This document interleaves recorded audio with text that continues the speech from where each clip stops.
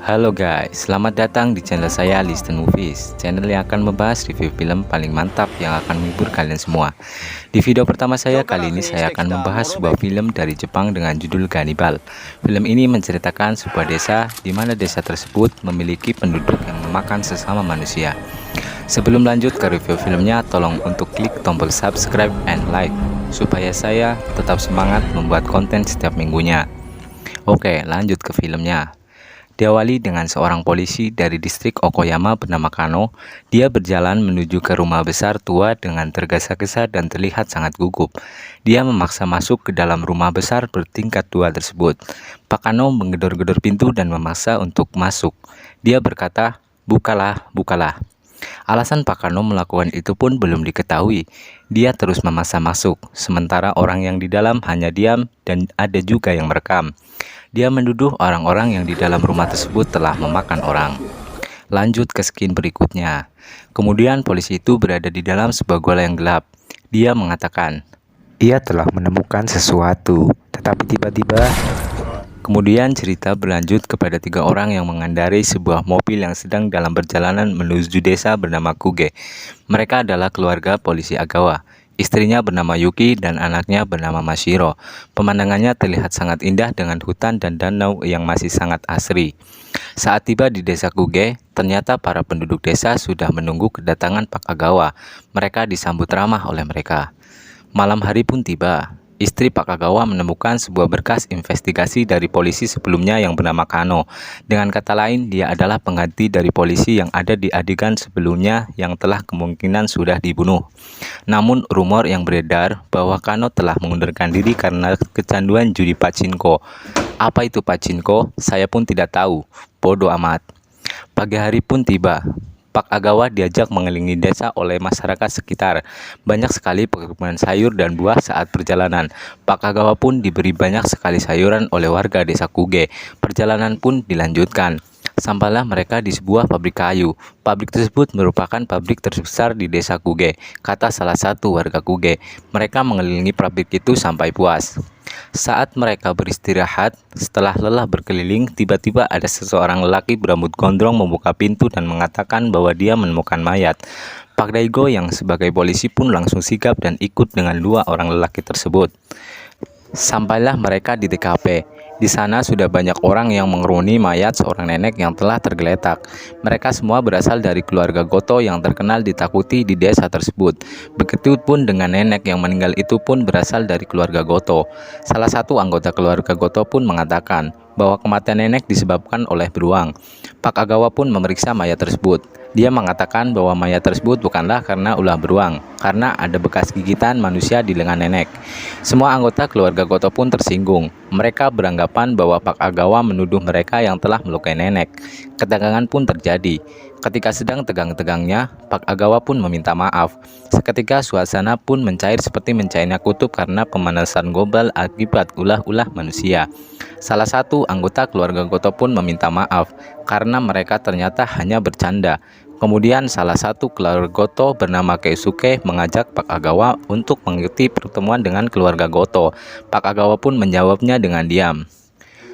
Malam hari pun tiba. Ternyata Pak Agawa menyetujui pertemuan dengan keluarga Goto. Saat akan berangkat ke pertemuan, istri Pak Agawa pun protes karena dia lebih mementingkan pertemuan dengan keluarga Goto daripada memasangkan televisi. Yuki, istri Pak Agawa pun marah. Dia melampiaskan kepada Mashiro yang sedang bermain origami dengan merusak origami yang sudah dibuat oleh Mashiro. Sungguh contoh ibu yang baik. Kemudian Pak Agawa pun segera berangkat. Dia berangkat dengan menggunakan sepeda, tetapi sepedanya bocor. Tiba-tiba dia ditelepon oleh atasannya. Singkat cerita, kemudian Pak Agawa pun tetap berangkat dengan terpaksa berjalan kaki. Sampailah Pak Agawa di sebuah restoran kecil bernama Kaki. Di sana sudah berkumpul semua keluarga Goto. Mereka sedang sibuk makan dan minum.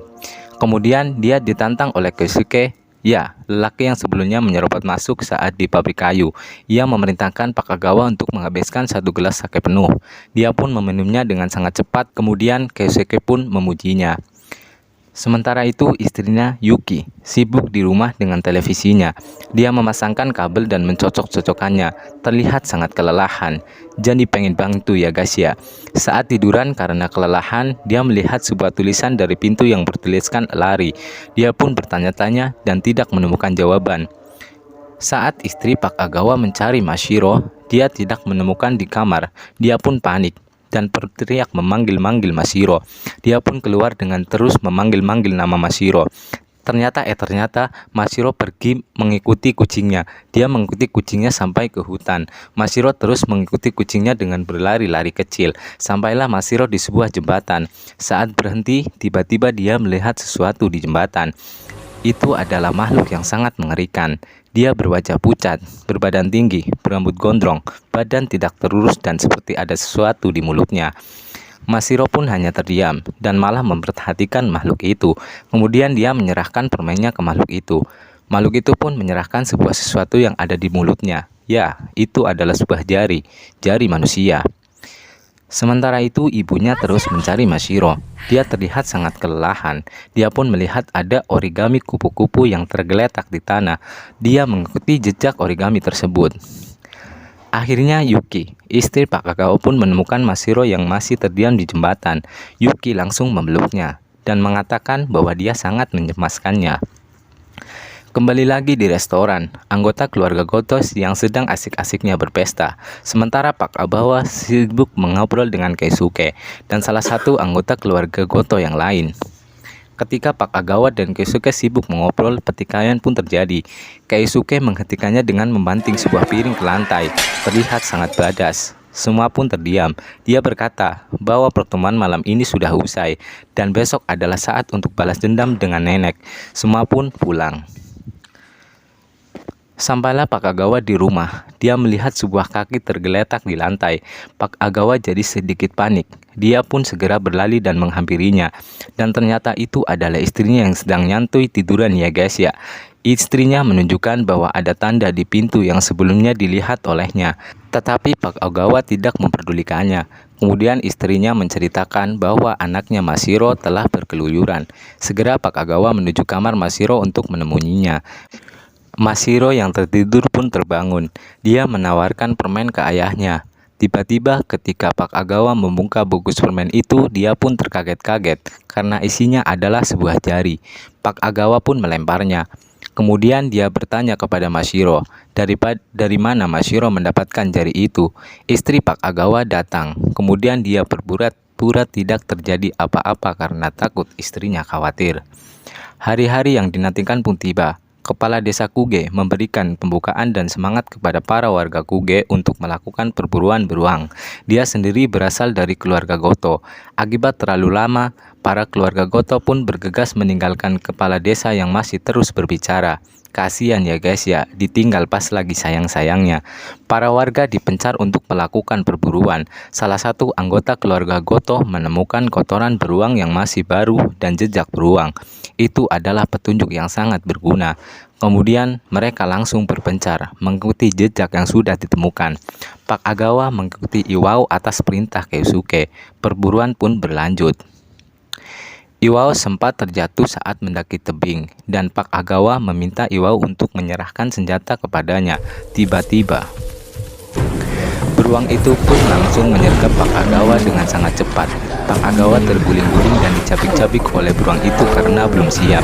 Dengan sigap, Iwao langsung mengambil tembak yang terjatuh. Dor, dor, dor. Terdengar 3 kali tembakan.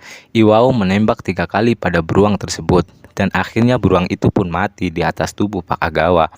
Setelah semua selesai, Iwao mengabari Keisuke bahwa dia telah membunuh beruangnya.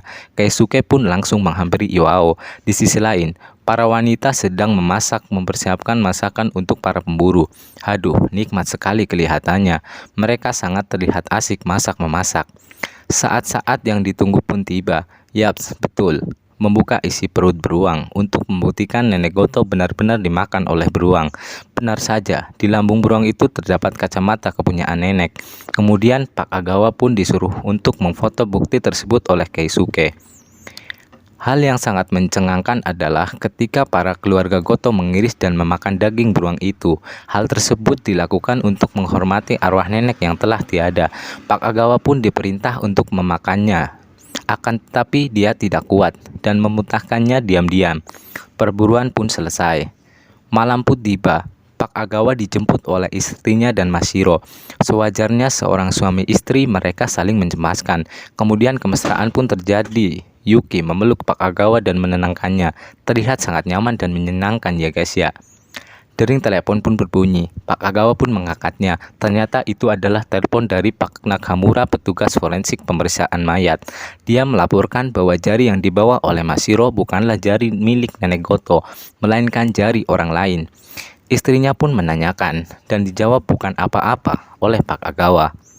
Di akhir season 1 ini, kembali lagi ditunjukkan makhluk yang bertemu dengan Mashiro sebelumnya. Ternyata dia masih ada di jembatan yang masih memegang-megang permen yang diberikan oleh Mashiro. Season 1 pun berakhir.